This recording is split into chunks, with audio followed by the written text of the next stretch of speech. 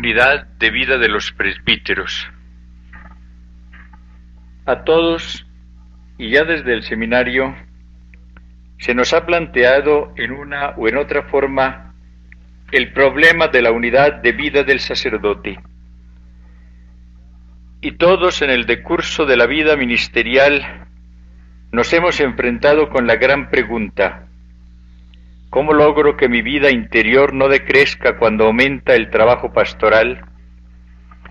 ¿Cómo es posible mantener y estrechar mi diálogo con el Señor mientras aumentan mis encuentros con los hombres?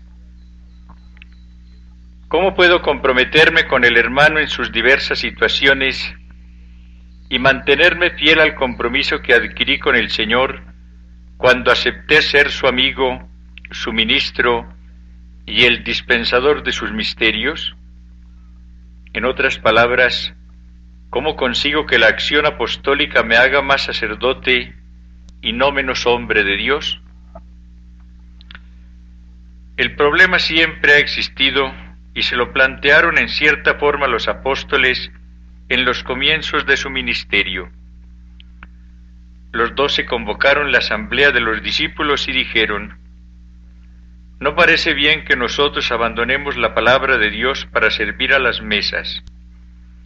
Por tanto, hermanos, buscad de entre vosotros a 7 hombres de buena fama, llenos de Espíritu Santo y de sabiduría, y los nombraremos para este cargo, mientras que nosotros nos dedicaremos a la oración y al ministerio de la palabra. Hechos 6, 2, 4. Pero sin duda alguna, en la época actual, ha adquirido mayores proporciones, como bien lo advierte el Concilio cuando afirma: en el mundo moderno, en que los hombres deben cumplir tan múltiples deberes, y es tanta la variedad de los problemas que los angustian y que deben ser a menudo rápidamente resueltos, corren no raras veces peligro de disiparse en diversidad de cosas. En cuanto a los presbíteros, envueltos y distraídos en las muchísimas obligaciones de su ministerio, no sin ansiedad buscan cómo puedan reducir a unidad su vida interior con el tráfago de la acción externa. Presbyterorum Ordinis, número 14. El hombre moderno padece una agitación terrible. La velocidad de los medios de transporte le ha dado un nuevo ritmo a la vida. El sacerdote se ve solicitado por distintos frentes de trabajo. La civilización de la imagen dificulta la reflexión profunda. En todos los encuentros se pide más acción pastoral. La especialización en la pastoral, la pluralidad de organizaciones y movimientos apostólicos, los problemas nuevos que piden soluciones nuevas, el crecimiento de la población sin el correspondiente aumento de sacerdotes, las exigencias de la pastoral de conjunto, la necesidad de un ayornamiento constante, la tecnificación de los medios pastorales, las exigencias de la planeación y de la evaluación, el énfasis progresivo que se pone a las diversas vertientes de la pastoral, llevan a muchos sacerdotes al cansancio, a la decepción y a la angustia. Se ha hablado mucho de la crisis de identidad y de ubicación en la vida del sacerdote, pero se habla poco de la que podríamos llamar crisis de ubicuidad, creada por la exigencia que se le hace a veces de estar en todas partes como tal, o en el afán que a veces nos acomete de inmiscuirnos en problemas y tareas que no nos corresponden. El hecho es que si, por una u otra causa, no se consigue o se rompe la unidad y la armonía entre la vida interior del sacerdote y su actividad pastoral, vendrá el fracaso en un sentido o en otro. Y es muy difícil que esto no suceda si no descubrimos con la luz del Espíritu Santo el enfoque que debemos tener de nuestra vida y de nuestro ministerio, y si no descubrimos y practicamos los medios que debemos emplear para consolidar nuestra unidad de vida dentro de la unidad de la Iglesia y de la infinita unidad de la vida trinitaria.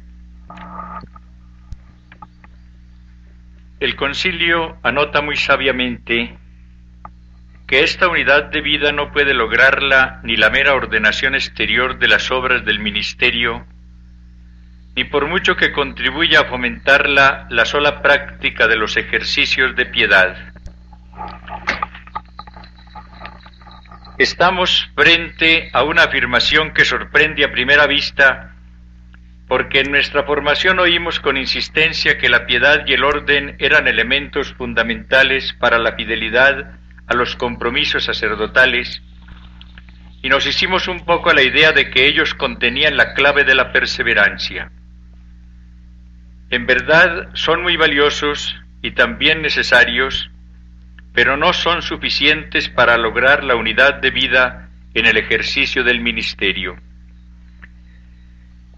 Claro está que el concilio se refiere aquí a los ejercicios de piedad como se han entendido tradicionalmente, y no a la piedad en sentido bíblico, ni a la oración como diálogo amoroso que nos haga penetrar cada vez más íntimamente en el misterio de Cristo.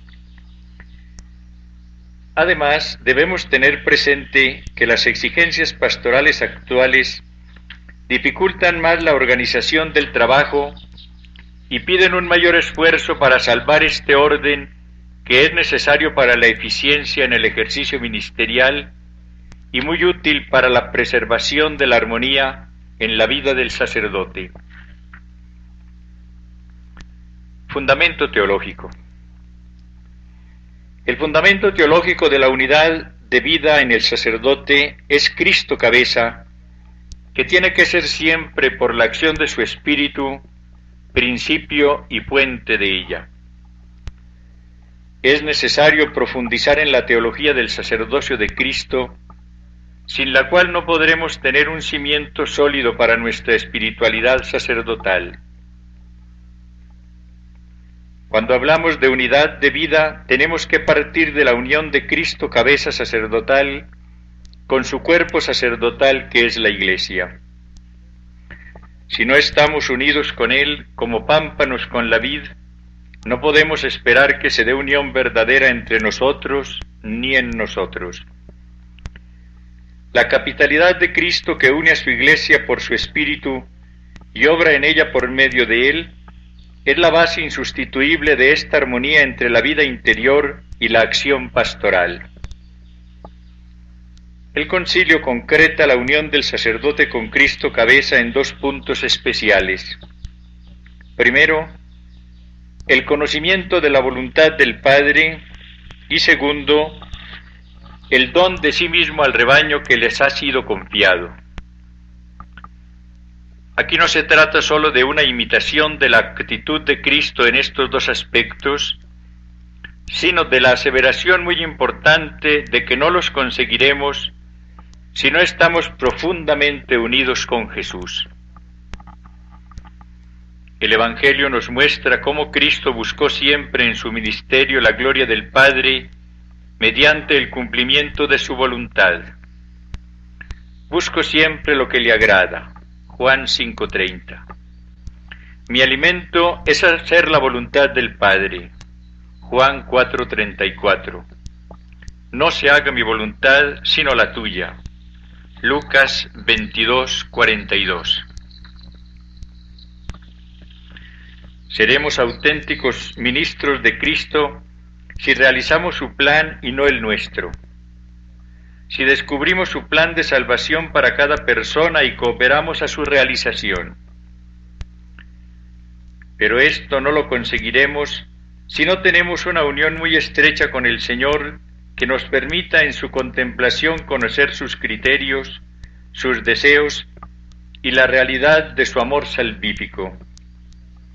Esta colaboración en la historia de la salvación no la podremos prestar verdadera y eficazmente si como consecuencia de nuestra unión amorosa con Cristo no nos comprometemos con nuestros hermanos y por lo mismo no nos entregamos a ellos con conciencia pastoral y con la convicción que da la realidad de la misión y la presencia del Señor en su cumplimiento. Esta unión íntima y por amor con Cristo Pastor es el requisito insustituible para el ejercicio de la caridad pastoral, que para el concilio es el vínculo de perfección que reduce la vida y la acción del pastor a la unidad. La consecuencia y conclusión lógicas de esta aseveración son muy claras. Cristo, buen pastor y cabeza sacerdotal, es el principio de unidad de todo su cuerpo y de cada uno de sus miembros. De Cristo recibimos el amor pastoral que lo derrama en nuestros corazones por medio de su Espíritu. Al ejercer la misión pastoral en Él y con Él, tendremos el vínculo que nos mantenga unidos con Él, cabeza, con nuestros hermanos que son miembros, y que evite la dicotomía, ruptura y desarmonía de nuestras vidas.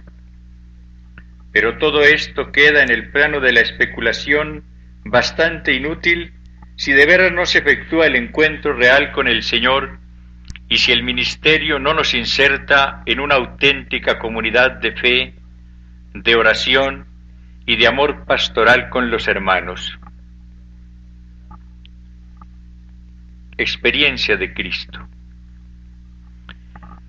La renovación espiritual que según Pablo VI es una suerte para la Iglesia y para el mundo, está produciendo según sus palabras las siguientes manifestaciones: comunión profunda de las almas, contacto íntimo con Dios en la fidelidad a los compromisos asumidos en el bautismo, en una oración a menudo comunitaria, donde cada uno expresándose libremente ayuda, sostiene y fomenta la oración de los demás, basado todo en una convicción personal derivada no sólo de la doctrina recibida por la fe, sino también de una cierta experiencia vivida, a saber que sin Dios el hombre nada puede y que con Él, por el contrario, todo es posible.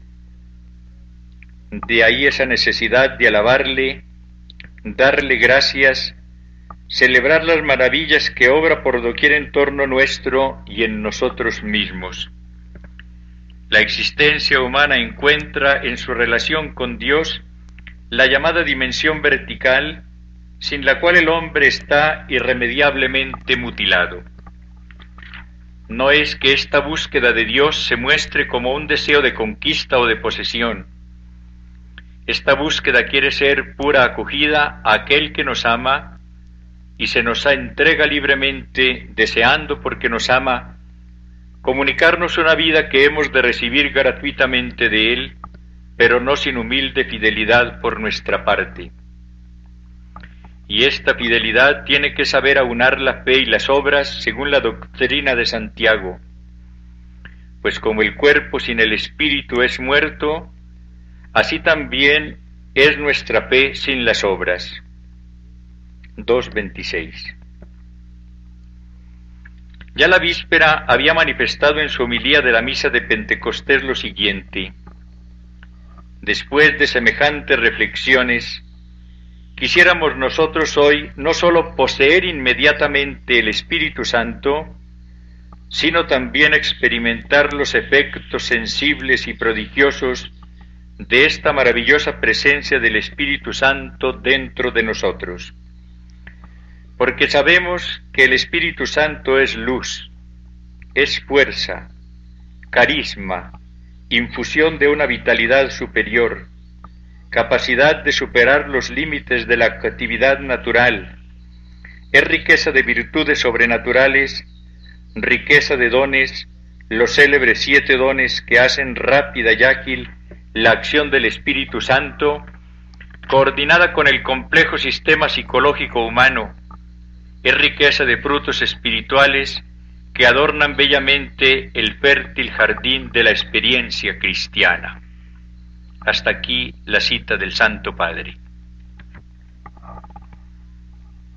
Quienes se han abierto sin prejuicios y con seriedad a esta maravillosa acción del Espíritu Santo, están experimentando una nueva y profunda relación con Cristo, quien se convierte de un ser lejano en el amigo, en la realidad que penetra en la vida del sacerdote, hace gustar su presencia y repite sus palabras: permaneced en mi amor. Es muy penoso que mientras muchos seglares están experimentando esta presencia del Señor en sus vidas y manifiestan la alegría, el poder y la paz que ella les produce, no puedan compartirla con sus pastores, porque ellos están hablando otro lenguaje y están a la defensiva, como si la experiencia de Dios constituyese un peligro y no fuese una necesidad para todos. Recordemos lo del Sínodo del 71.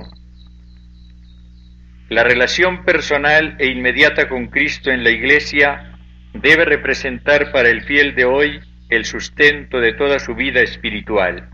Número 2. Unidad de misión. La unión óntica con Cristo sacerdote, que nos da el sacramento del orden y la experiencia de su presencia amorosa y de su acción en nuestras vidas, nos permitirán adquirir una conciencia muy clara de la realidad y trascendencia de nuestra misión pastoral, que es participación y continuación de la de Cristo.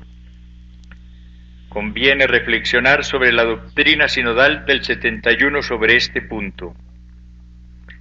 La Iglesia dice, constituida mediante el don del Espíritu, con una trabazón orgánica, participa de diversos modos las funciones de Cristo sacerdote, profeta y rey, para que en nombre suyo y con su poder pueda llevar a cabo como pueblo sacerdotal la misión de salvación. Por los escritos del Nuevo Testamento, aparece claro que a la estructura original inalienable de la Iglesia pertenecen el apóstol y la comunidad de los fieles, unidos entre sí por una mutua conexión, bajo Cristo cabeza y bajo el influjo de su Espíritu. Los 12 apóstoles ejercieron, pues, su misión y sus funciones, y no solo tuvieron varios colaboradores en el ministerio, sino que con el fin de que la misión a ellos confiada se continuase después de su muerte, dejaron a modo de testamento a sus inmediatos colaboradores el encargo de perfeccionar y confirmar la obra comenzada por ellos, encomendándoles que atendieran a toda la grey en medio de la cual el Espíritu Santo los había puesto para apacentar la Iglesia de Dios. Y así establecieron tales colaboradores y les dieron además la orden de que al morir ellos, otros varones probados se hicieran cargo de su ministerio. Las cartas de San Pablo demuestran que él mismo era consciente de obrar en virtud de la misión y del mandato de Cristo. Los obispos, pues, y en grado ciertamente subordinados los presbíteros, en virtud del sacramento del orden que confiere la unción del Espíritu Santo y los configura a Cristo, se hacen partícipes de las funciones de santificar, enseñar y regir, cuyo ejercicio es determinado más en concreto por la comunión jerárquica. La visión clara y completa de nuestra misión como ministros de Cristo nos permitirá encontrar nuestra identidad sacerdotal y facilitará nuestra permanencia en el amor del Señor si tenemos conciencia de su acción salvífica a través de nosotros. Aquí es conveniente evitar el enfrentamiento que hacen algunos entre elementos y objetivos de la misión como evangelización y vida sacramental, como si la evangelización no estuviese orientada a la vida sacramental y como si todo sacramento no conllevase en su recta administración una gran carga de evangelización. Con razón advierte el texto sinodal: la unidad entre evangelización y vida sacramental es siempre propia del sacerdocio ministerial y debe ser muy tenida en cuenta por todos los presbíteros. La aplicación de este principio a la vida y al ministerio de cada uno debe ser hecha con discreción, pues el ejercicio del ministerio sacerdotal debe ramificarse en la práctica con el fin de responder mejor a las situaciones peculiares o nuevas en que ha de ser anunciado el Evangelio. Misión con poder. No basta recibir la misión y estar convencidos de la realidad de las palabras de Cristo: como mi Padre me envió, así yo os envío. Juan 20:21. Jesucristo dotó a sus apóstoles del poder de lo alto para que pudiesen cumplirla.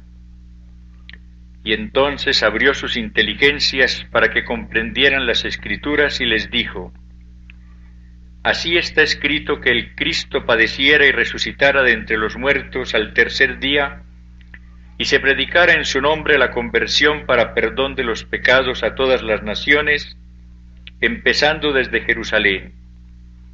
Vosotros sois testigos de estas cosas. Mirad, yo voy a enviar sobre vosotros la promesa de mi Padre. Por vuestra parte permaneced en la ciudad hasta que seáis revestidos del poder desde lo alto. Lucas 24, 45, 49. Los que estaban reunidos le preguntan: Señor, ¿es ahora cuando vas a restablecer el reino de Israel? Él les contestó: a vosotros no os toca conocer el tiempo y el momento que ha fijado el Padre con su autoridad, sino que recibiréis la fuerza del Espíritu Santo que vendrá sobre vosotros, y seréis mis testigos en Jerusalén, en toda Judea y Samaria y hasta los confines de la tierra. Hechos 1, 6, 8. La falta de poder del Espíritu Santo en el ejercicio del ministerio de muchos sacerdotes explica su cansancio, su pesimismo, su rutina y aún su frustración. También son para nosotros las palabras que escribió San Pablo a Timoteo: pues Dios no nos ha dado un espíritu de miedo, sino un espíritu de poder, de amor y de templanza. El apóstol escribe a los romanos: pues no me atreveré a hablar de cosa alguna que Cristo no haya realizado por medio de mí, para conseguir la obediencia de los gentiles, de palabra y de obra, en virtud de señales y prodigios, en virtud del Espíritu de Dios, tanto que desde Jerusalén y en todas direcciones hasta el Ilírico he dado cumplimiento al Evangelio de Cristo. 15, 18, 19. Y no tenemos por qué pensar que ese no es su plan con los apóstoles de todos los tiempos. Será muy útil recordar la oración que hicieron los primeros cristianos cuando recibieron de nuevo a los apóstoles. Ahora, Señor, mira sus amenazas y da a tus siervos hablar con toda libertad tu palabra, extendiendo tu mano para realizar curaciones, señales y prodigios por el nombre de tu santo siervo Jesús. Después de haber orado, tembló el lugar en que estaban reunidos, y todos fueron llenos del Espíritu Santo y hablaban la palabra de Dios con libertad. Hechos 4, 30, 32. ¿De dónde fluye? La caridad pastoral, el elemento aglutinante que conserva la armonía en nuestra vida sacerdotal y que no tiene otro origen que el Espíritu Santo que derrama la caridad en nuestros corazones, fluye sobre todo, según el Concilio, del sacrificio eucarístico, centro y raíz de la vida del presbítero. Sin duda alguna, es en la Eucaristía en donde podemos insertarnos mejor en el misterio pascual de Cristo, y por esta razón este sacrificio se convierte en la fuente más rica de caridad pastoral. Toda la importancia que le demos en nuestro ministerio será poca, como con razón lo hemos oído siempre. Pero aunque la Eucaristía es la fuente más fecunda de esta caridad, no es la única, ya que a Cristo lo hallamos también en los demás sacramentos, en nuestra oración personal y en el hermano, especialmente en el pobre y en el que sufre. Con lamentable frecuencia se entablan discusiones inútiles y aún enfrentamientos entre quienes dicen que encuentran al Señor en la oración, en el ministerio sacramental o en el compromiso con los pobres y oprimidos. Si todos estos medios nos dan al Señor realmente, ¿por qué oponerlos? ¿No será más cristiano buscar la reconciliación entre las distintas opiniones y empeñarnos en buscar y hallar al Señor en todos? ¿Por qué y para qué estar afirmando que tal o cual es mejor, en vez de buscar siempre al Señor con verdadera hambre y sed de justicia y recibir la altura de su comunicación? Además, todos estos medios tienen que complementarse. El concilio, después de la afirmación anterior sobre el sacrificio eucarístico, añade que esta unidad no puede lograrse si los sacerdotes no penetran por la oración cada vez más íntimamente en el misterio de Cristo. Entre los factores positivos de la espiritualidad sacerdotal en el momento actual aparece el creciente aprecio por la oración en todas sus formas. Las encuestas que hace pocos años se hicieron sobre la problemática sacerdotal mostraban una crisis de oración muy seria. Hoy las cosas han cambiado, aunque están muy lejos del ideal. Quienes por diversos motivos estamos en contacto con el clero, vemos cómo éste está recobrando el aprecio por la oración personal, privada y comunitaria, y cómo en este aprecio por la oración los sacerdotes están siendo estimulados y acompañados por los seglares, especialmente por los jóvenes.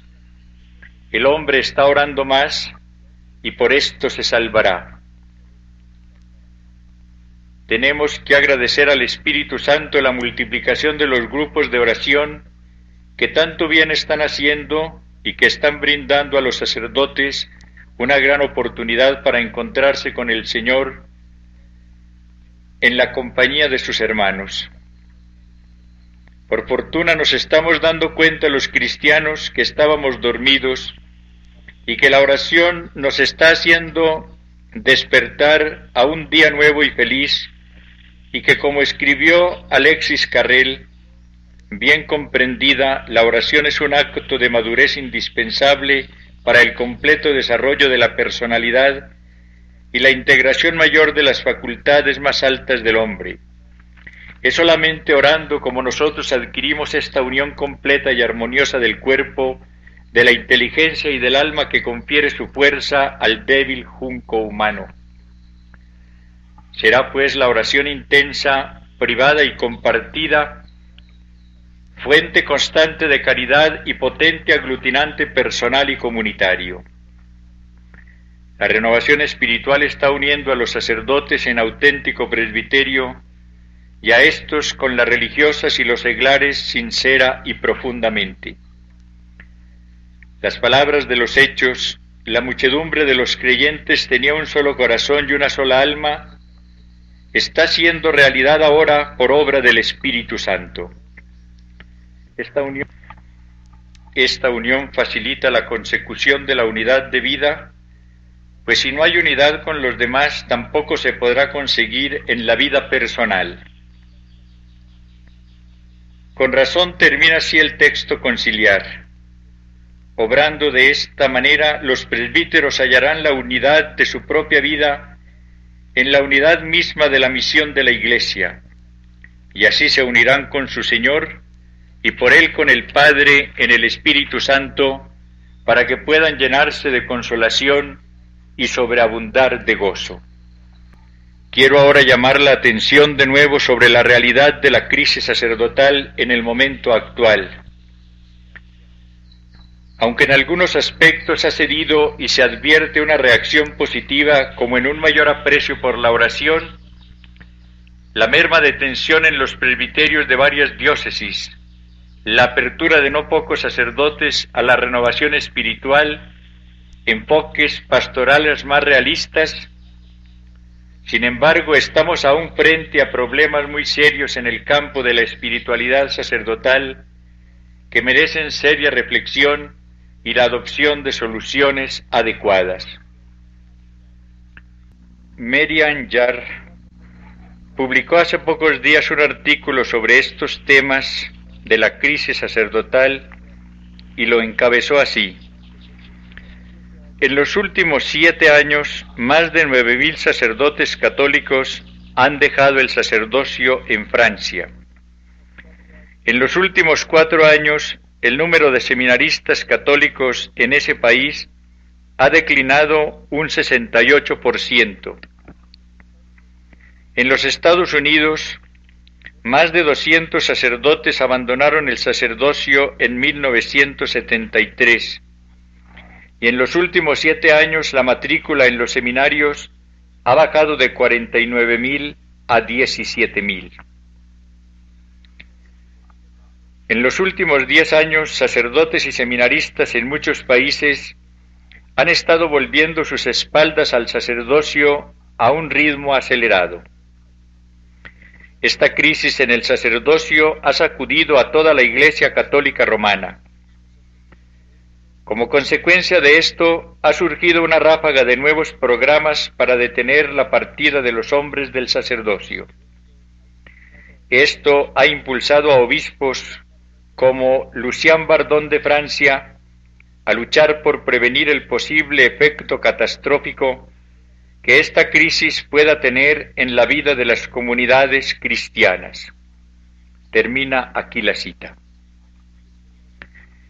Entre nosotros, la situación real no es catastrófica, pero sí es delicada, sobre todo en algunas diócesis, y estoy seguro de que si no trabajamos con prontitud y con gran profundidad, nos veremos también abocados a una realidad peor de la que imaginamos.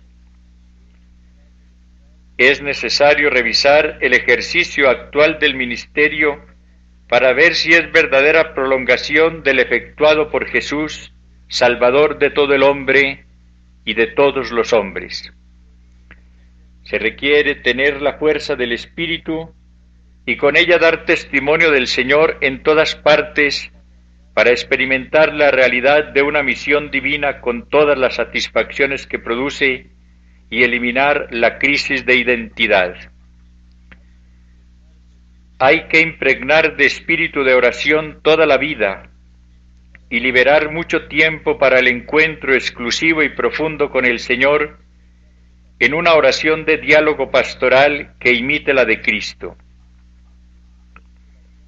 Es urgente la unión fraternal de quienes se abran a la renovación que el Espíritu Santo está haciendo en tantas vidas para la mutua exhortación, estímulo y ayuda. Hay que orar mucho unos por otros, a fin de que la súplica de Jesús por sus sacerdotes, pronunciada antes de su pasión, tenga cumplimiento en nosotros y adquiramos la unidad de vida de presbiterio y de la Iglesia, y se cumpla así el deseo de Jesús, yo en ellos y tú en mí, para que sean perfectamente uno, y conozca el mundo que tú me enviaste, y amaste a estos como tú me amaste. Solamente con la unión fraternal del presbiterio y con la de sacerdotes, religiosos, religiosas y seglares, lograda por la efusión del Espíritu, podremos conseguir la unidad de vida y ministerio y nuestra inserción en la unidad infinita y amorosa de Dios en su vida trinitaria. Oremos y luchemos por esta intención. Oración sacerdotal de Jesús. Esto dijo Jesús Y levantando sus ojos al cielo añadió: Padre, llegó la hora, glorifica a tu Hijo para que el Hijo te glorifique, según el poder que le diste sobre toda carne, para que a todos los que tú les diste les dé Él la vida eterna. Esta es la vida eterna, que te conozcan a ti, único Dios verdadero, y a tu enviado Jesucristo. Yo te he glorificado sobre la tierra, llevando a cabo la obra que me encomendaste realizar. Ahora tú, Padre, glorifícame cerca de ti mismo con la gloria que tuve cerca de ti antes que el mundo existiese. He manifestado tu nombre a los hombres que de este mundo me has dado. Tuyos eran, y tú me los diste, y han guardado tu palabra. Ahora saben que todo cuanto me diste viene de ti, porque yo les he comunicado las palabras que tú me diste, y ellos ahora las recibieron y conocieron verdaderamente que yo salí de ti. Creyeron que tú me has enviado. Yo ruego por ellos, no ruego por el mundo, sino por los que tú me diste, porque son tuyos, y todo lo mío es tuyo, y lo tuyo es mío, y yo he sido glorificado en ellos. Yo ya no estoy en el mundo, pero ellos están en el mundo mientras yo voy a ti. Padre Santo, guarda en tu nombre a estos que me has dado para que sean uno como nosotros. Mientras yo estaba con ellos, conservaba en tu nombre a estos que me has dado y los guardé, y ninguno de ellos pereció, sino el hijo de la perdición, para que la Escritura tuviese cumplimiento. Pero ahora yo vengo a ti, y hablo estas cosas en el mundo para que tengan mi gozo cumplido en sí mismos. Les he dado tu palabra, y el mundo los aborreció, porque no eran del mundo, como yo no soy del mundo.